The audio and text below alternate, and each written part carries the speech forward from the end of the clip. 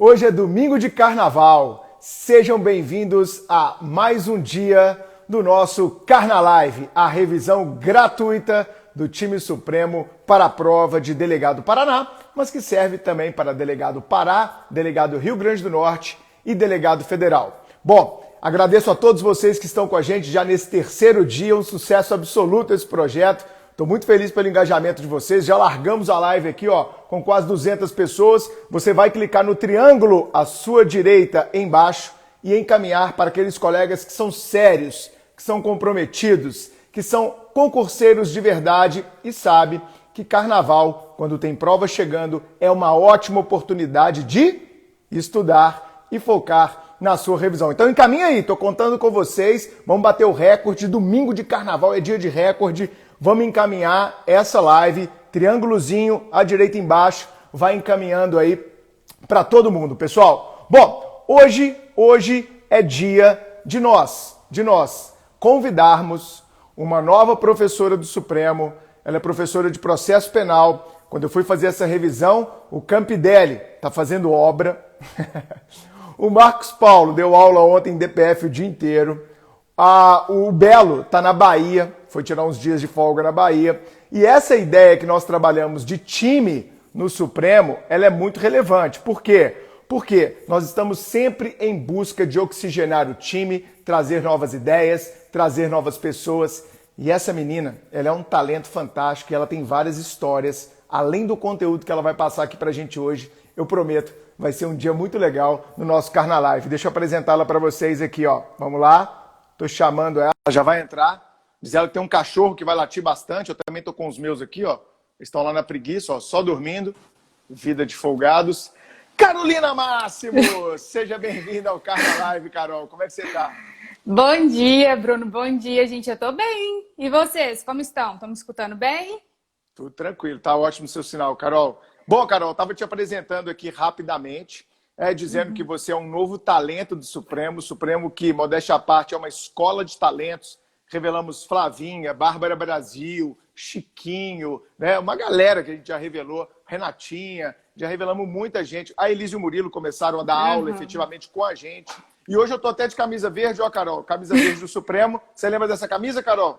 Do Hora H? É a camisa do Hora H de Delegado Minas Gerais. A Carol, para quem não sabe, ela passou no último concurso de Delegado Minas, né, Carol? Carol super nova, saiu da faculdade, foi daquelas que levou a faculdade a sério, estudou bastante, já saiu da faculdade sendo aprovada em Delegado Minas Gerais. Carol, essa geração de concurseiros que estão nos assistindo aqui agora é aquela geração de concurseiros que eu vou chamar de concurseiros da pandemia, né? E esses concurseiros da pandemia, eles estão com essas ansiedades acima de todos os níveis, porque cancela voo, cancela reserva de hotel, ou seja, aquela incerteza se haverá a prova ou não. E você, a gente conversando antes da live, você falou que tem uma história, assim, não vou dizer que é uma história bacana, mas eu vou dizer que é uma história edificante. Na véspera do concurso de Delegado Minas, eu queria começar esse nosso bate-papo enquanto a galera vem chegando, com essa historiazinha sua, que eu tenho certeza que vai servir para muitos aqui refletirem sobre esse momento de incerteza. Na verdade, a prova de Delegado Minas foi em junho de 2018. E eu comecei a estudar firme mesmo para delegado em dezembro de 2017, com o Supremo. E estava tudo certo, eu estava montando meu material, vendo as videoaulas todos os dias, fazendo uma preparação do jeitinho que eu estava planejando. Aquela ilusão, né, que a gente acha que as coisas estão no nosso controle, vai tudo sair como planejado. E um mês antes da prova, no início de maio, o meu pai sofreu um infarto e foi para UTI. E assim, foi um susto muito grande, assim. Eu perdi meu chão e eu não queria mais estudar, eu queria só saber do meu pai. Só que eu tava assim, na véspera, eu tinha que dar um gás final. E aí, para completar, na mesma semana, a placa-mãe do meu notebook queimou. E eu não tinha material para revisar, não dava nem para levar notebook para o hospital.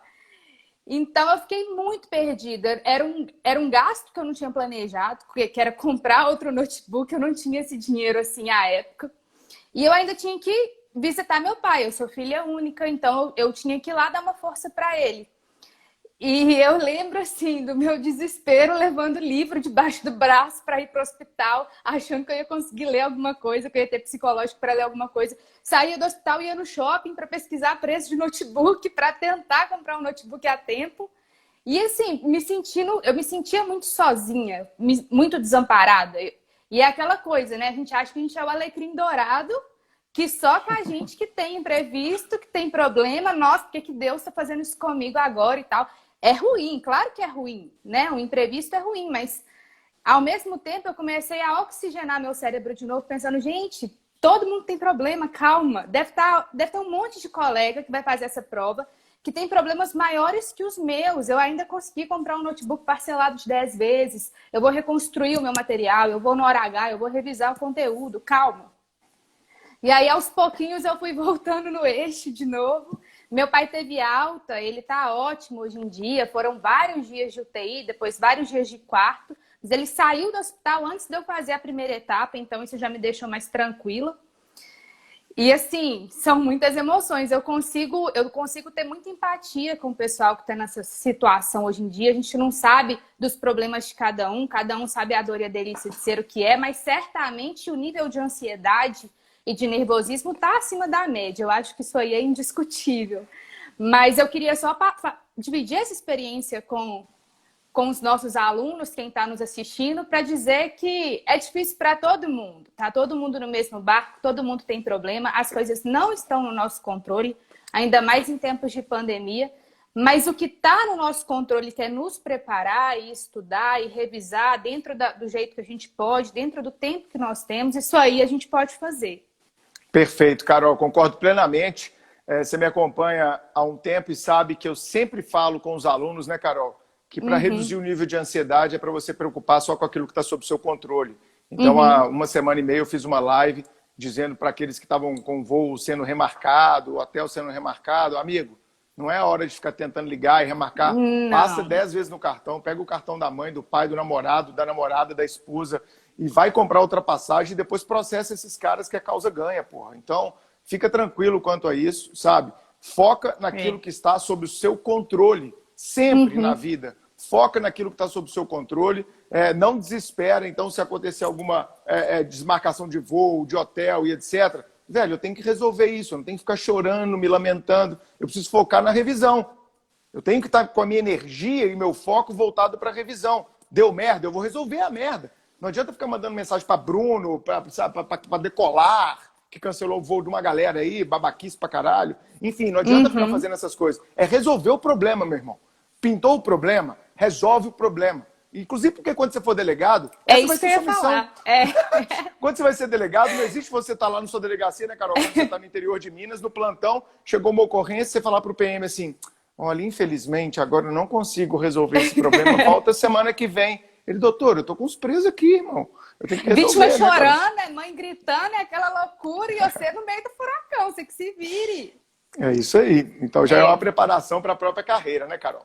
Mas vamos lá, sei que você separou várias dicas aí pra gente já começar. Essa história é ótima para mostrar o foco que a galera tem que ter. E vamos começar com a nossa revisão de processo penal aqui na Carna Live. Sei que você é super nerdzinha, super metódica e preparou várias dicas aí. A gente ficou conversando ontem várias horas. Então vamos lá, Carol. Primeira dica de processo penal. Galera, eu já estou anotando e espero que vocês também. Bora! Olha, eu dei uma lida no edital de cabo a rabo e eu dei uma olhada também nas provas anteriores.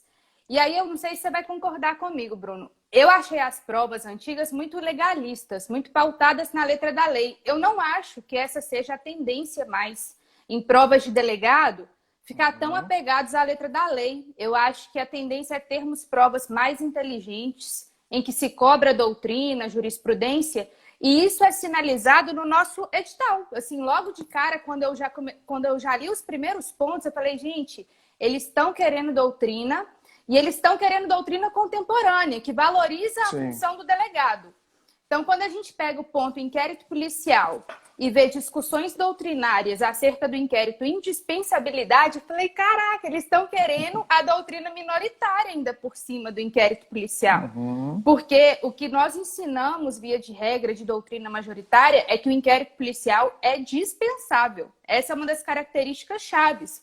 Porque existem outros procedimentos. nessa primeira fase da persecução penal. Tem o PIC, o próprio particular pode fazer uma investigação, pode se valer do detetive particular, tem lei para isso. E aí o edital já começa falando em dispensabilidade. E tem um doutrinador lá do Paraná bem interessante, que é delegado de polícia, que é o Henrique Hoffmann, e ele toca muito nessa tecla da indispensabilidade. Inclusive, o edital parece um pouquinho com o índice do livro dele. Então, já chama a atenção que pode ser uma doutrina a ser cobrada.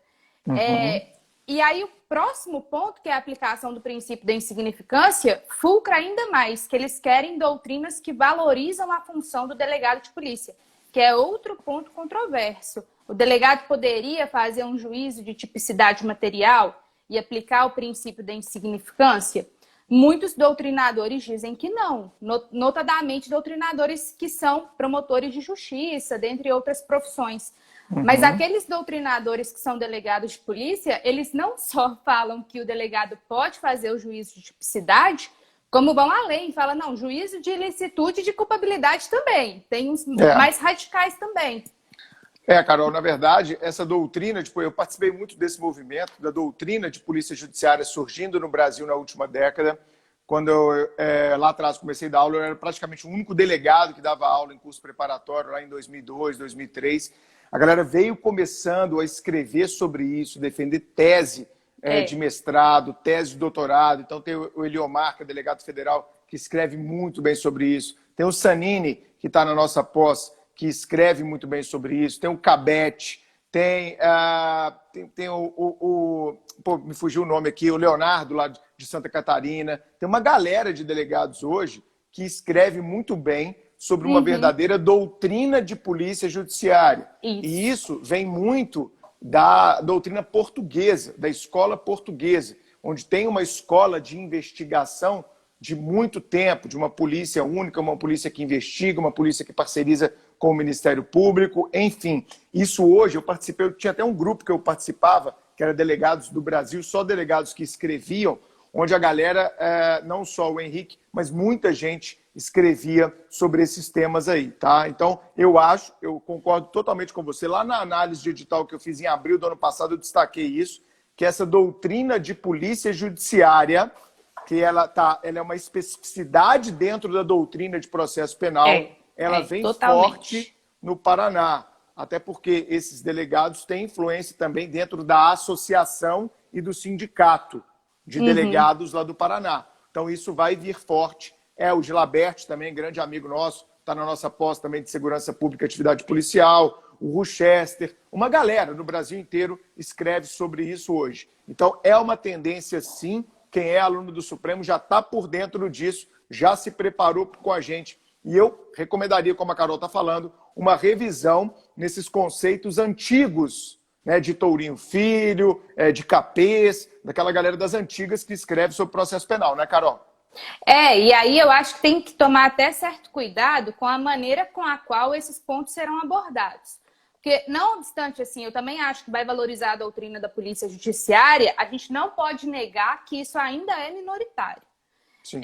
Então, a maneira com a qual as alternativas vão ser abordadas, eu acho que o candidato tem que ficar muito atento, que apesar de pode ter uma alternativa falando que o inquérito policial é indispensável, mas dependendo da forma com a qual essa alternativa se apresenta, por exemplo, dizendo que isso é pacífico, vai estar errada a alternativa. Então, tem que tomar cuidado com a maneira com a qual aborda. Se disser que é uma doutrina contemporânea, vanguardista, que vem defendendo cada vez mais a indispensabilidade do inquérito por força de técnicas policiais que são exclusivas da polícia judiciária, e isso reforça uma investigação de qualidade, aí eu já acho que está sinalizando para a alternativa correta. Carol, eu concordo plenamente. Esse é um medo que eu tenho quando colocaram isso no edital. A pergunta que eu me fiz na época, junto com o Belo, com o Campidelli, até com o Marcos Paulo, foi: como é que isso vai vir numa prova objetiva, né? Como é que isso viria numa prova objetiva, de marcar X? Nós temos que entender como isso vai vir. Então, eles vão ter que construir a alternativa muito redondinha para não poder gerar invalidade. Então, eu vejo, a minha impressão, Carol, com a experiência que a gente tem de concurso, é que estas questões vão vir pesadas na segunda fase. Com certeza. Também Porque na acho. primeira fase, Carol, começar a cobrar isso é pedir para chover recurso, pedir para ter polêmica, porque aí os candidatos vão apresentar 10 autores num sentido, 8 no outro, e aí a questão pode ser cancelada, pode ser invalidada. Então, a minha aposta é que, se vier na prova objetiva, galera, vai ter que vir um período, assim, uma frase perfeita, uma oração perfeita, que não deixa margem, né, Carol, para essa dúvida interpretativa. Agora, na segunda fase, que vocês vão preparar aqui no Supremo, todo mundo, nós vamos ter curso preparatório para a segunda fase, fiquem tranquilos. Aí sim, aí vai chover esse tipo de doutrina na minha visão. Você pensa assim também? Penso. É porque as bancas hoje em dia já são mais amadurecidas no sentido de evitar anulações em massa, né? O próprio concurseiro está mais esperto, está sabendo colher cada vírgulazinha que pode gerar uma anulação. Os recursos estão bem escritos, estão bem preparados. Então, eu acho mais interessante ficar na zona de conforto nessa primeira fase. Tem muitos pontos, né? São 14 pontos o edital, mas eu ainda acho que eles vão focar em pontos que guardam pertinência temática com a função do delegado. Sim, então, assim, isso sim.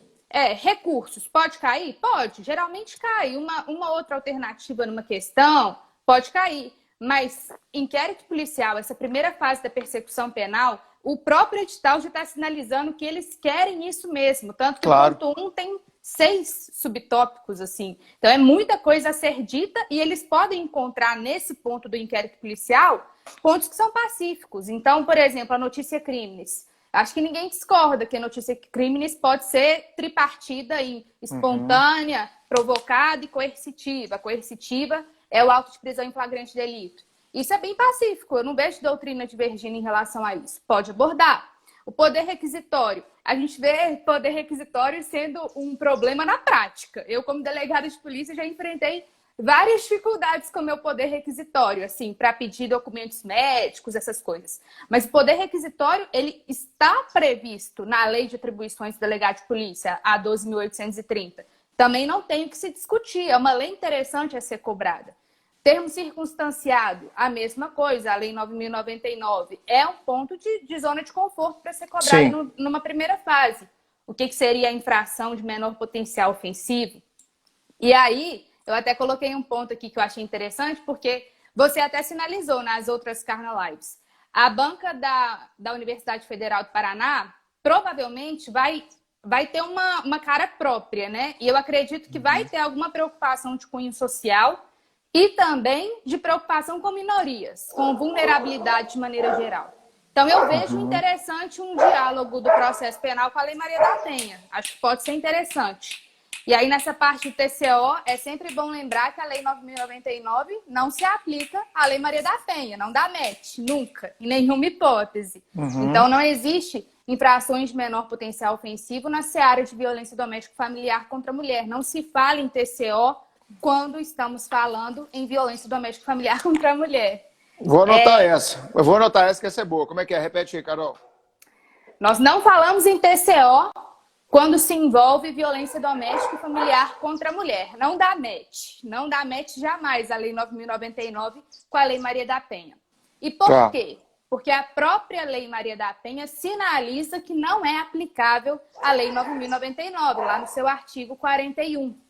Então, isso se aplica não só para o TCO, como para os institutos despenalizadores que lá estão previstos. Então, a composição civil dos danos, a transação penal e a suspensão condicional do processo, por consequência, também não são aplicáveis. Eu acho que pode ser uma questão interessante. Ótimo. 90-99 e violência doméstica. Também acho, Carol. A questão tem tudo a ver com o delegado, né? Até porque a gente trabalha muito com isso na prática. Não tem como fugir, no Brasil todo. Ótimo. Outro ponto, Carol, que você separou pra gente, para eu ir anotando aqui. Vamos lá. Saindo um pouquinho do inquérito policial, porque a gente já comentou muita coisa, eu vou entrar em ação penal. Apesar de ser um tema que não guarda tanta correspondência com a função do delegado, tende a ser um tema queridinho nas provas, porque tem muitas nuances, tem súmulas a serem estudadas, tem princípios. E eu queria são muitas falar... questões, né, de processo penal. Então, com são certeza, 15, né? Acho que pois são 15 questões de processo penal. O examinador não vai fazer 15 questões de inquérito, né, gente? Por favor. Então, vamos lá. Ação penal, Carol. Vamos lá, ação penal. Eu queria só revisar os princípios que são aplicáveis na ação penal pública e na ação penal privada, porque alguns deles são quase que opostos e tendem a dar alguma confusão naquele candidato que não se preparou muito nessa temática. A ação penal, os princípios regentes são o princípio da obrigatoriedade e da indisponibilidade. Lá do outro, a ação penal privada é regida pelo princípio da conveniência e oportunidade e pelo princípio da disponibilidade. E o que esses princípios querem dizer? A ação penal pública, por ter titularidade do Ministério Público, envolver direitos indisponíveis, o direito de punir, o ius puniendi, que está nas mãos do Estado, faz com que esse órgão acusatório por excelência não possa abrir mão da ação penal. Então, se ele vê uma situação em que há justa causa, seja por força do inquérito policial ou qualquer outro procedimento da primeira fase da persecução, ele tem o poder, dever de ajuizar aquela ação penal. Esse é o princípio da obrigatoriedade. E uma vez ajuizada essa ação penal, ele não pode desistir dela. E aí vem a grande pegadinha de prova, que o examinador sabe que o concurseiro cai.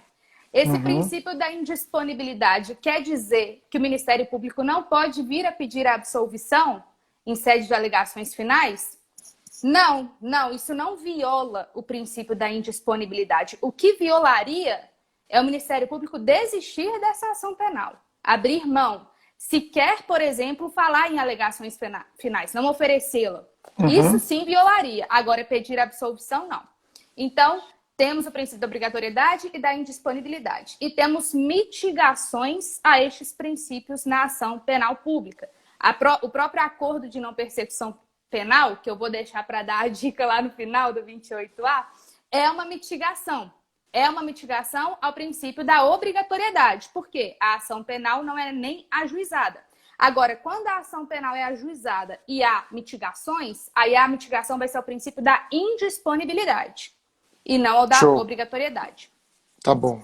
Oportunidade e conveniência na ação penal privada, a lógica é inversa. E quando eu dou a aula de ação penal, eu sempre falo do streptus fori, que é aquela ideia que se tem... Não ouviu falar, Bruno? Do streptus fori, que é aquela ideia que se tem da vítima poder resguardar os seus próprios direitos, a sua intimidade, a sua honra. E, às vezes, é mais importante para ela deixar aquilo morrer no bojo da sociedade, a reviver tudo aquilo que ela foi vítima, rever o acusado. Então, isso é tutelado para a vítima em determinados crimes, em razão do próprio constrangimento que aquele crime causa. E é essa a ideia que estava por trás dos crimes contra a dignidade sexual, tempos atrás, não mais, porque hoje em dia todos os crimes são de ação penal pública incondicionada. Mas quando o estupro ele era de ação penal pública condicionada, a ideia que se tinha era pautada no streptus fori ou no streptus iudice. Enfim, fato é que toda essa ideia causa o princípio da oportunidade e conveniência. Então, a vítima pode escolher ajuizar ou não a ação penal privada em face de alguém. Porém, se ela assim escolher, ela não pode usar da justiça como meio de vingança privada. E por que eu estou dizendo isso? Porque o outro princípio fundamental é o princípio da indivisibilidade. Então, uma vez escolhido por ajuizar a ação penal privada, ele deve, assim, fazer em face de todos aqueles acusados. Isso se aplica no caso de concurso de pessoas, mas fato é que a pessoa não pode escolher contra quem ajuizar aquela ação penal privada. E uma vez ajuizada, ao contrário da ação penal pública, a ação penal privada é disponível. Então, se a vítima mudar de ideia e porventura quiser desistir, não há problema nisso. Ainda separei a súmula 714 no que tange a ação penal. Do STF, né? Do STF, isso é. 714 do STF. Isso, que fala sobre a legitimidade concorrente do ofendido no caso de crimes contra funcionário público no exercício de suas funções, crimes contra a honra. Eu vou ler rapidinho o enunciado da súmula para não deixar dúvida. É concorrente à legitimidade do ofendido mediante queixa e do Ministério Público condicionada à representação do ofendido para ação penal por crime contra a honra de servidor público em razão do exercício de suas funções.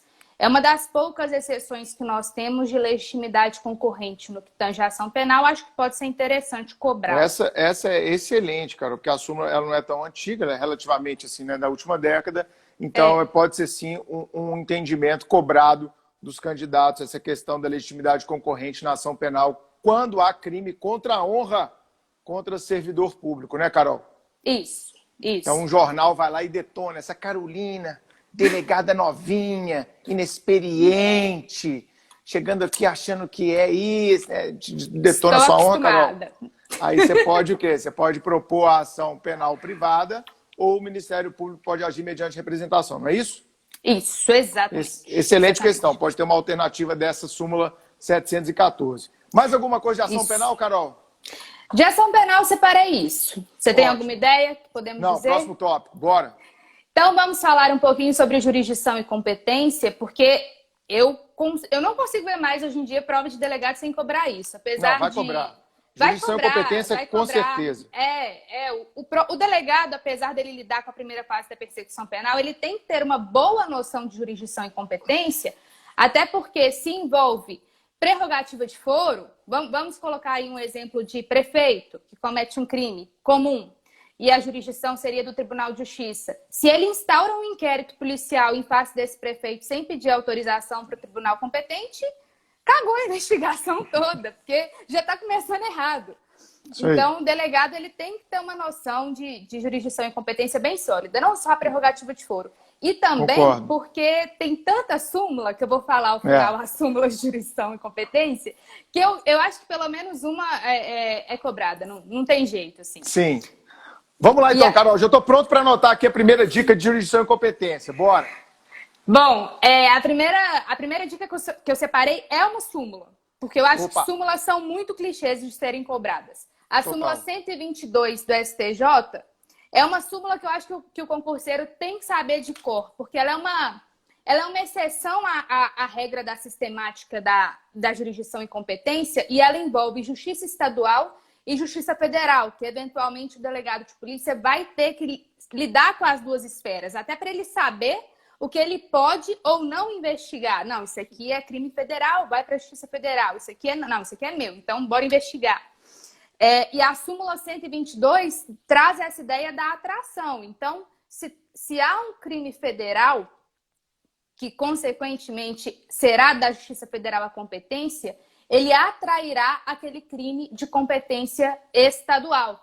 Então, vamos colocar aí um exemplo de um crime contra a Caixa Econômica Federal, que é uma empresa pública, e junto a este crime contra a Caixa Econômica Federal, há um outro crime contra um cidadão comum, mas naquele mesmo contexto fático-jurídico, não haverá separação dos crimes. Esses dois crimes serão julgados na Justiça Federal, por força da súmula 122. Se não fosse essa súmula, haveria separação. Mas por força desta súmula, haverá a atração na Justiça Federal. Eu acho bem importante saber isso, até porque a própria súmula diz, não se aplicando a regra do 78A do CPP. Ou seja, a própria súmula reconhece que se não fosse ela, aplicaria o 78A. Perfeito, Carol. Primeira dica, súmula 122 está anotada. Isso. E agora eu queria falar um pouquinho da súmula 38 do STJ. É uma súmula antiga, mas que ainda tem muita aplicação e tende a confundir os concurseiros, porque fala da contravenção penal.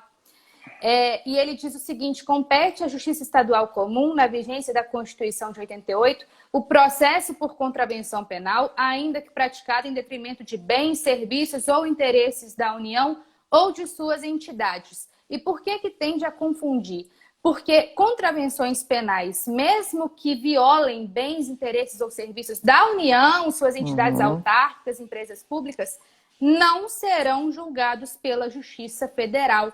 E por quê? Isso é só por força da súmula? Não, neste caso não é só por força da súmula. A própria Constituição, lá no artigo 109, exclui as contravenções penais. E às vezes, quando a gente está fazendo uma leitura do 109, a gente está tão focado em saber o que é federal, que na hora que a gente lê o excluído, a gente fala, tá, beleza, deixa eu ir aqui.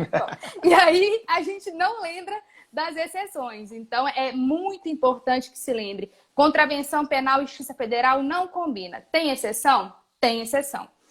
E aí, quando nós falamos em prerrogativa de foro, então vamos usar um exemplo de um procurador da República, um membro do Ministério Público Federal. Quando ele comete um crime e uma contravenção, por exemplo, essa contravenção será julgada na Justiça Federal. Mas por quê? Porque ele goza de uma prerrogativa de foro que vai fazer com que ele seja necessariamente julgado na Justiça Federal. Um procurador da República não poderá ser julgado na Justiça Estadual. Mas a única exceção são as prerrogativas de foro. Do contrário, contravenções penais, se leu contravenções penais na prova, já começa a raciocinar Justiça Estadual. Já cria essa chavinha na cabeça, para não confundir. Essa é velha, mas é boa, Carol. Essa é velha, mas é boa. Não, e eu quando estava treinando questões em casa, né, espero que os nossos alunos estejam também treinando questões, porque é muito importante, é uma parte fundamental da preparação. E eu caía direto, nossa senhora, a gente aprende na dor também, né?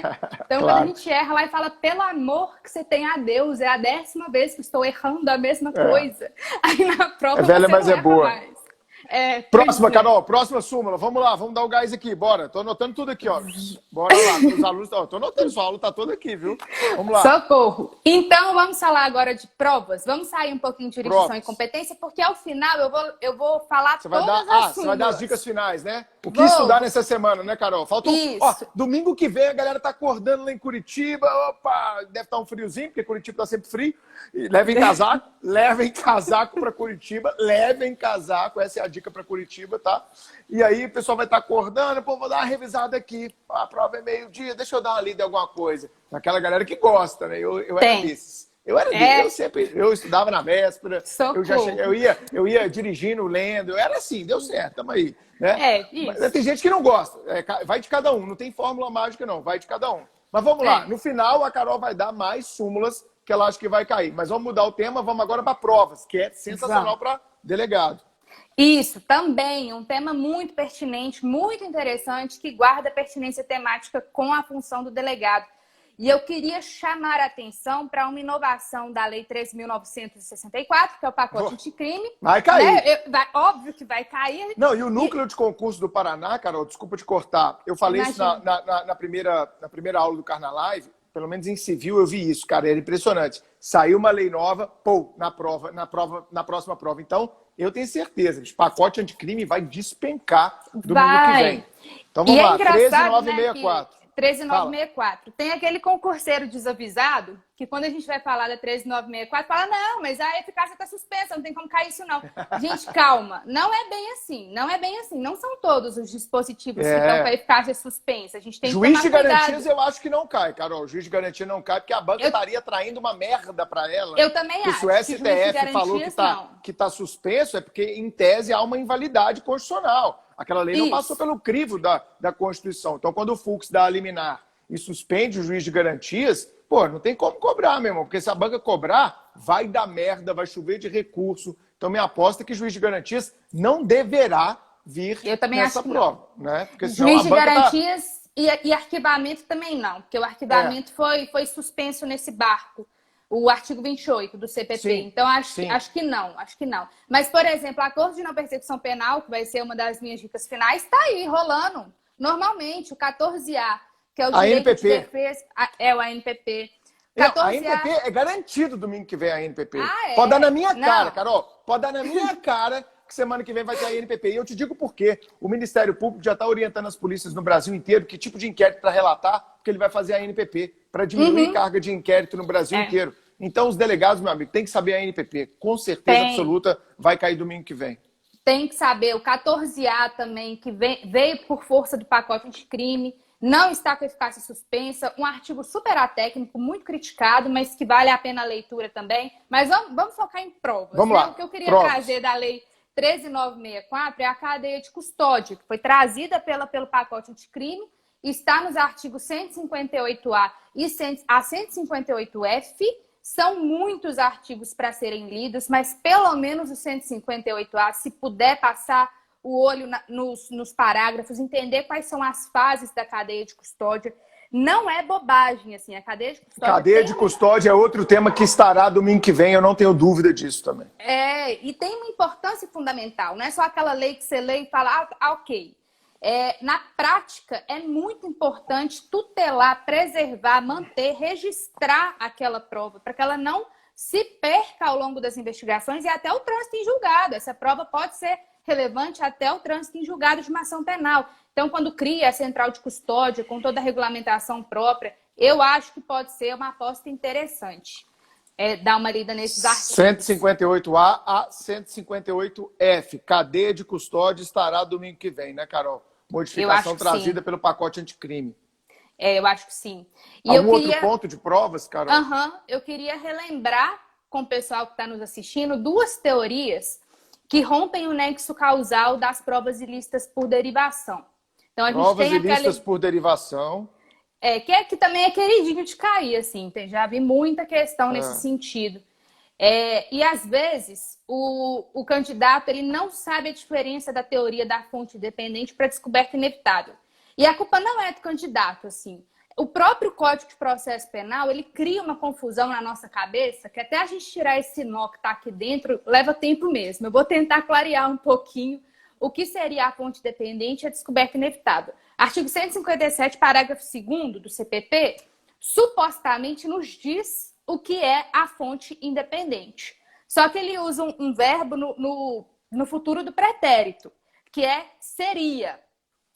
E isso causa um juízo de probabilidade de que aquela prova seria rompida pelo nexo causal das provas ilícitas por derivação. Então, fonte independente, o nome autoexplicativo é essa ideia de que a prova foi obtida por uma outra fonte que não aquela derivada do meio ilícito. Só que quando o CPP usa o futuro do pretérito com seria, ele dá a entender um juízo de probabilidade. Olha, não foi, mas seria.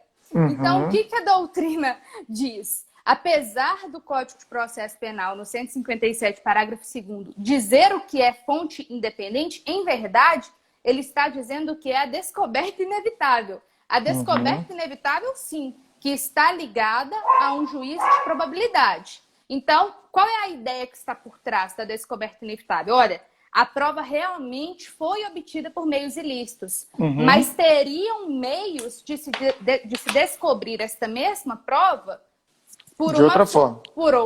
De outra forma. A descoberta seria inevitável. Não foi. Sim. Foi obtida por meios ilícitos, mas seria de outra forma. Então, uma coisa que eu gravo para diferenciar as 2 teorias é que a fonte independente está ligada a um juízo de certeza. Ela foi obtida por outros meios. Ponto.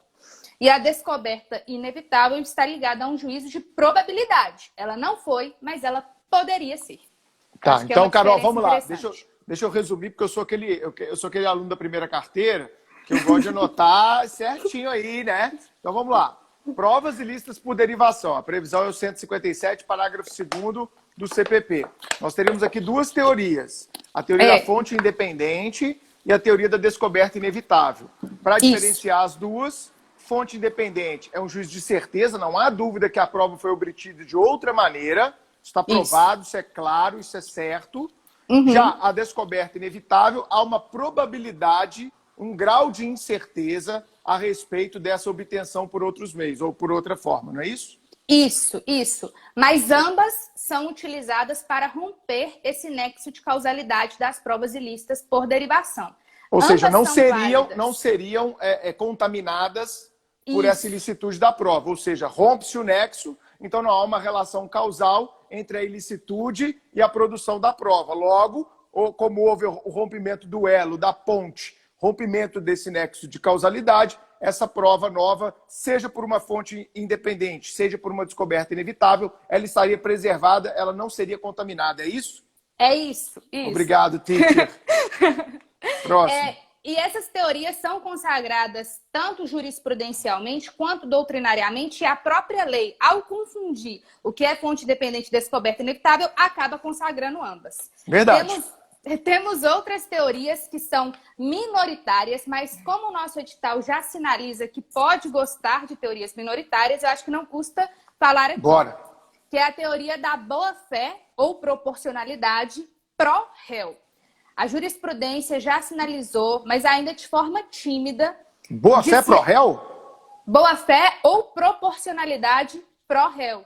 No sentido de que, se aquele acusado produz uma prova obtida por meios ilícitos, mas essa prova visa a sua absolvição, então essa prova é cabal de que ele, por exemplo, não foi quem cometeu aquela infração penal, essa prova poderia ser aproveitada, mesmo sendo obtida por meios ilícitos, porque ela visa favorecer aquele réu com a devida absolvição.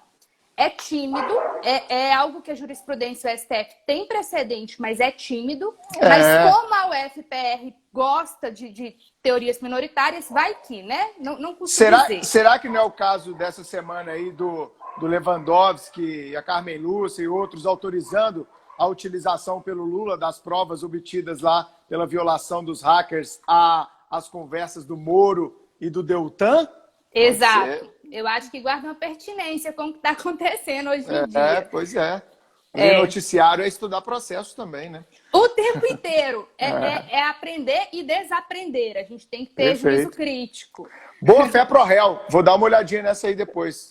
Se dá para encaixar um boa fé objetiva, fazer um link aí de interdisciplinaridade civil e processo penal. Isso. E o outro, Carol? A outra que você falou que eram duas, né? Ou não? Uai.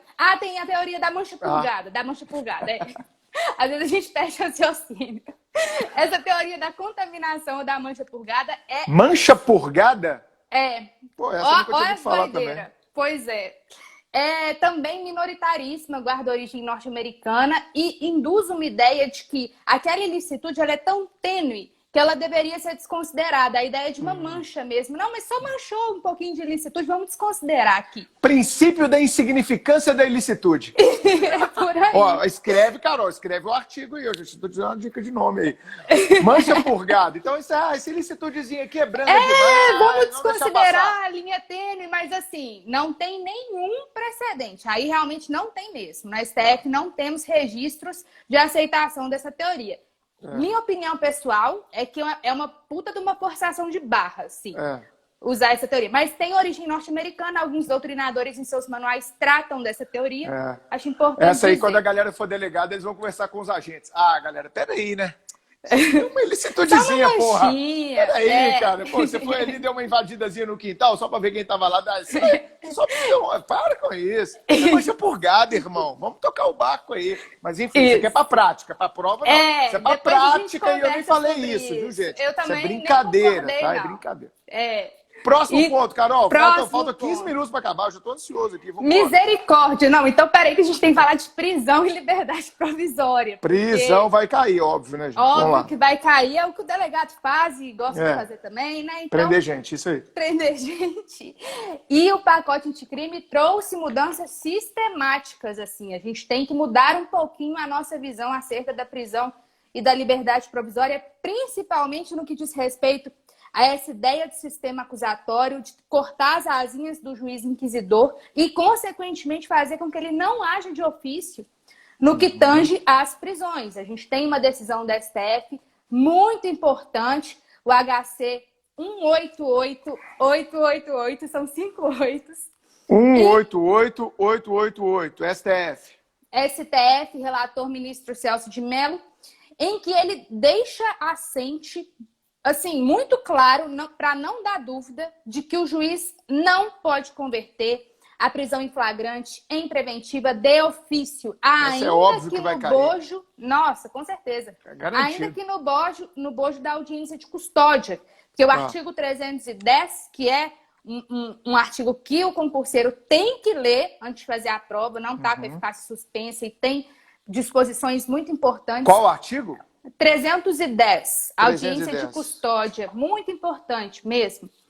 E ele não deixava tão claro assim que o juiz poderia ou não converter aquele flagrante em preventiva, quando você lê só o 310.2. Só que quando você faz uma análise sistemática do Código de Processo Penal e da própria Constituição, você vê que não tem margem de atuação para o juiz agir de ofício. Sim. Então, o STF já cravou essa pedra e falou, gente, não vai agir de ofício. O sistema que vigora na nossa sistemática processual penal é o sistema acusatório e isso independe da suspensão do terceiro A do CPT, que coloca o sistema acusatório como reinante. A Constituição já sinaliza isso, 129.1, com a titularidade do Ministério Público para a Ação Penal. Então, essa decisão do STF, eu recomendaria a leitura para entender a lógica. O sistema acusatório, né, Carol? É bom deixar isso claro para todo mundo. Ele não veio com o pacote anticrime, ele simplesmente foi sedimentado. Isso. O pacote anticrime veio ser mais claro do que a claridade, né? Ele veio falar, olha, o nosso sistema constitucional é acusatório e eu estou aqui eliminando uma série de prerrogativas que dava ao juiz a possibilidade de agir de ofício. Então, isso aqui está acabando. Nós temos uma parte dentro do processo penal, que é o Ministério Público, e cabe a ele provocar, né? Isso. Então, essa questão da conversão do flagrante em preventiva é um caso clássico. Como você falou, o STF decidiu e vai estar na prova de delegado, né, Carol? Mais um ponto aí. Isso, até porque isso reforça a provocação do delegado de polícia. Então, cabe ao delegado ou ao Ministério Público fazer esse pedido. Eu, nos meus plantões, quando eu vou ratificar flagrante, eu já represento pela preventiva, para não Faço isso desde 2011, Carol. Desde a reforma do CPP eu já faço isso aí. Isso. Recomendado por Marcos Paulo. Diga-se de passagem. Ele falava, Bruninho, olha, cara... porra, tem que pedir, cara. Não dá pra não pedir, fica feio, né? Concordo. Então vamos lá, Carol. Também acho que fica feio. E lembrando também dos artigos da prisão preventiva, em que trouxe uma necessidade de revisão periódica a cada 90 dias. Isso deu muita polêmica, notadamente com o ministro Marco Aurélio. Marco Aurélio. Constituição Federal. Isso. E gerou, assim, críticas de todos os lados, né? Porque ele levou muito a sério a revisão periódica de 90 dias. No André do Rap, achou que a prisão já havia se tornado ilegal por não ter tido essa revisão periódica e acabou soltando um dos traficantes mais periculosos do país. Isso foi revisto e a jurisprudência já sinalizou que essa revisão periódica, embora seja necessária, não importa automaticamente num juízo de legalidade daquela prisão. E, além do mais... Essa vai cair, Carol. Essa, galera, pode marcar um coração, uma estrelinha, pode grifar. Essa do André do Rap vai cair, vai cair, vai cair. E, além do mais, o STJ, agora o STJ, não o STF, falou que essa revisão periódica, ela tem de ser pelo órgão que decretou aquela prisão. Então, se eventualmente o processo já subiu, então ele estava no TJ, ele subiu, não há mais essa necessidade da revisão periódica. Mas quem falou isso foi o STJ, não é, o STF ainda não manifestou nesse sentido, mas eu acho importante saber. Excelente. O 310, que é da audiência de custódia, eu já falei, Sim, os parágrafos 1º a 4º são muito importantes. Queria ir rapidinho na sentença, como que está o nosso tempo? Tá, falta 10, vamos embora. Então, bora. A sentença, eu queria trazer a necessidade de fundamentação específica e concreta. Pode falar. Não, só para falar que eu desativei os comentários, mas daqui a pouco eu reativo, tá, galera? Então, a galera meio acordando aí, metendo comentário nada a ver. Aí eu usei minha tarefa aqui de censor. E a galera até agradeceu aí. Tá certo. Vamos lá, a galera já curtiu o carnaval ontem, sabe como é que é, né, Carol? Galera pois tá ainda no clima de carnaval, né? Pois entendo. Então, vamos lá, sentença, Carol. Vamos lá. Necessidade de fundamentação específica e concreta, eu queria chamar a atenção para o artigo 315. Pode ser que quem esteja estudando fala, uai, mas 315? Você está lá na prisão preventiva ainda? Pois é, esse artigo ele foi criticado pela sua topografia. Mas fato é que o 315 tem muito a ver com a sentença. E tenta imitar um pouquinho o Código de Processo Civil, né, Bruno? Eu acho que os processualistas penais ficaram com invejinha aí do CPC e falaram, não, eu quero também colocar uma fundamentação específica e concreta. Então, lá no dispositivo, no parágrafo 2º, tem todas aquelas disposições clássicas do Código de Processo Civil, salvo engano é o 489, né, do CPC, agora me fugiu a memória. Que, a contrário senso, você interpreta o que se considera fundamentado de forma específica. Acho que é pertinente fazer a leitura dos incisos 1º ao 5º para saber o que seria uma sentença fundamentada. Até porque tem uma chuva de sentenças hoje em dia que são muito mal redigidas, assim. Claro que eu tenho muito respeito pelos magistrados de todo o país, mas não dá para negar que muitas fundamentações são abstratas, são genéricas, elas se pautam tão somente na gravidade abstrata do delito, e é isso que o pacote anticrime visa cortar. Fala, não, quer prender, prende, quer condenar, condena, mas condena pelo caso concreto. Lógico, seguindo inclusive a reforma da LINDB, né? Que fala que toda decisão deve ser motivada, tem um consequencialismo. Então, a LINDB ela não é uma introdução ao Código Civil, ela é uma introdução, inclusive, também ao processo penal. Então, olha o link aqui, ó, artigo 20 a 30 da LINDB, quando fala de fundamentação. Porque fundamentação, né, galera? Vamos lembrar, é o que permite o controle. Como é que eu vou, como delegado, pedir a reconsideração? O delegado não recorre, mas o delegado pode pedir reconsideração de uma representação. Isso vai ser muito comum na prática, viu, galera? Pedido de reconsideração e representação que você faz. Às vezes você leva um elemento novo, pede para o juiz reconsiderar a decisão anterior. Então, isso tem tudo a ver com a fundamentação. Gostei, Carol. 315, naquilo que o CPP copia o CPC. Isso, analisar as consequências da decisão, né, Bruno? Que o próprio LINDB fala, a gente, condenar alguém é muito gravoso. É preciso analisar as consequências dessa condenação. Isso aí. No que tange ao procedimento, eu queria só chamar... Procedimentos especiais, eu achei bem interessante o edital trazer um único procedimento especial, que é o dos crimes de responsabilidade de funcionários públicos. Opa. Quando eu bati o olho nesse ponto, eu falei, gente, eles estão querendo a súmula 330. Fato, assim, fato. Então, se cobrar esse tema, vai cobrar STJ, o conhecimento, né? Da súmula 330 do STJ, que diz que é desnecessária a resposta preliminar de que trata o artigo 514 do CPP, na ação instruída por inquérito policial. Esse procedimento especial... Repete aí, Carol. Repete aí, que essa eu vou copiar. Desculpa. Súmula 330 é o quê?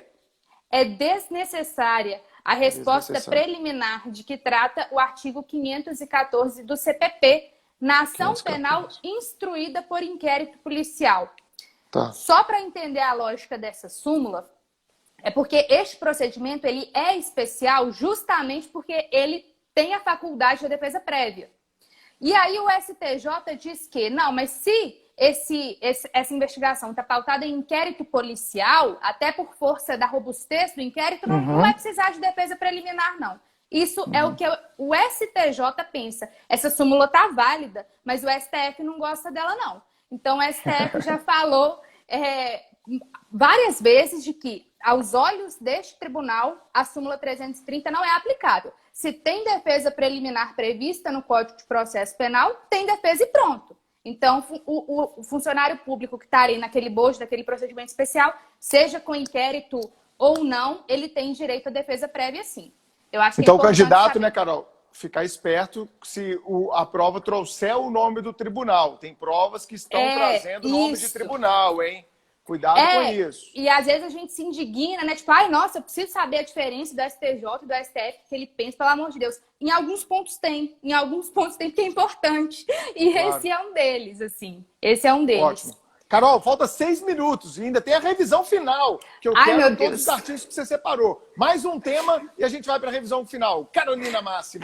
Vamos então para recursos. Apesar de eu achar que é um tema mais que não frio. guarda tanta pertinência temática com o cargo de delegado de polícia, pode Mas ser são 15 questões.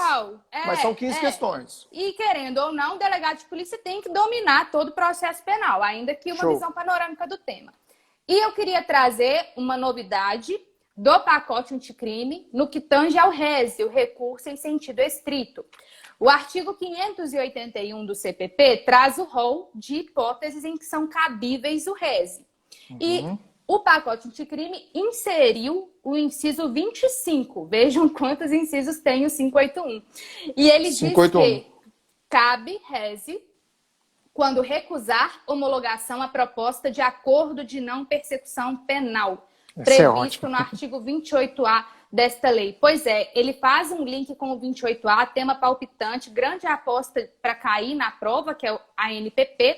E se há recusa a esta homologação, pode ser que o examinador queira brincar contigo e falar cabe apelação. Não será apelação, lembre disso, do 581, inciso 25. Recurso em sentido estrito da decisão que nega o ANPP. Recusar a homologação do ANPP. Recusar a homologação, beleza. Aqui vai ser só homologado. Se há uma recusa do juiz em homologar o ANPP, reze na cabeça, não é isso? Reze na cabeça, exatamente. Carol, suas dicas finais para a galera revisar. Faltam 7 dias para a prova de delegado do Paraná. Uhul! Eu adoro fazer prova, sempre gostei de fazer prova, sempre gostei de ser testado, sempre gostei de ser me colocado à prova. Afinal, sem a prova, como é que a minha vida progride? Eu tenho que fazer a prova, então não encare a prova como um inimigo, encare a prova como um amigo, o amigo do seu futuro, o amigo da sua aprovação. Deseje a prova, pare de repelir a prova, pare de ter medinho da prova, você tem que ter tesão pela prova. Vamos lá, Carol, suas dicas finais, revisão. Apesar domingo que eu lembro desse domingo de carnaval, eu lembro dos meus 7 dias de véspera da prova de delegado Minas e eu estava a ponto de surtar. Então eu sou empática com esses queridos que estão surtando também, mas vamos lá.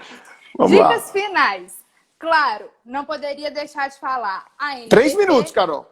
Vou correr. A NPP 28A é para ler esta semana 3 vezes por dia, igual beber água. Cadeia de custódia 158A, 158F, já falei aqui. Uma aposta em provas. Eu acho que testemunhas e interrogatório, eu acho bem importante de ser revisto, mas eu coloquei testemunhas porque a gente tende a confundir aquelas testemunhas proibidas e impedidas, quais que devem prestar compromisso e quais não devem. Então, se eu puder dar essa dica, eu peço aos candidatos que leiam os artigos 202 a 225. 202 a 225. Sim, citação, eu não falei aqui na revisão, mas eu acho que citação sempre cai, porque é muito procedimental, tem nuances bem específicas. Então, eu diria para ler dos artigos 351 a 369. 369. Próximo tema, Carol. Quero trazer uma súmula nova que acabou de sair do forno do STJ, a súmula 643. Pode ser que não cobre porque não dê tempo, mas acabou de sair do forno, eu fico com medo. Tá. E ela diz que a execução da pena restritiva de direitos depende do trânsito em julgado da condenação. Então, a mesma lógica da pena privativa de liberdade agora. Lembrar que tem a mesma lógica da PPL. E vamos à súmula de jurisdição e competência. Vamos lá, é quase um bingo agora. STJ, 62, 104, 107, 208, 209, 140. Peraí! 62, 104, 107, 208, 209, o que mais, Carol? 140, 38, 546, 147, 200. 147.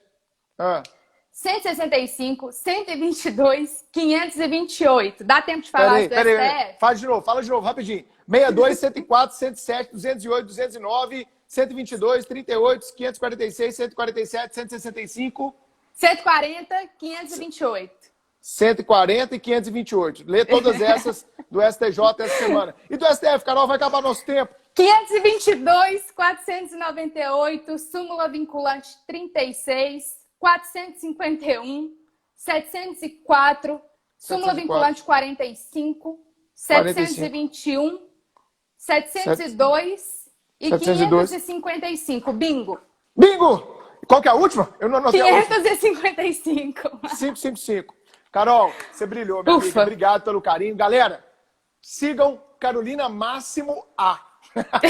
Carolina Máximo no Instagram. Sigam a Carolzinha aí. A Carol começou a dar aula ano passado, já está nas nossas turmas do Supremo, de agente, da PRF. Vem crescendo maravilhosamente bem. Amém. Eu brinco que ela vai ser a futura Elisa, porque tem didática, tem carisma, tem uma inteligência rara, é muito dedicada. E a Carol é mais uma revelação do time Supremo. Seu recado final, muito Carol, obrigada. Vamos cortar, gente. Ô, galera, amanhã tem uma matéria que todo mundo tem dificuldade. 8 da manhã, segunda-feira de carnaval. Seu recado final, Carol. Gente, obrigada. Boa prova. Deem notícias. Eu quero saber o que caiu. Fiquem com Deus. E qualquer coisa, falem comigo lá no direct. Estou à disposição. Obrigado, Carol. Você brilhou, amiga. Obrigado. Viu? Bom domingo de carnaval aí. E vocês aí estudem. Também. Hoje é dia de estudo, hein? Domingão nos estudos aqui, ó. Eu já fiz meu dever de casa, ó. Tudo anotadinho da aula da Carol aqui, tá? Um beijo, gente. Até amanhã. Beijo, obrigado. com Deus. Tchau, Carol. Tchauzinho.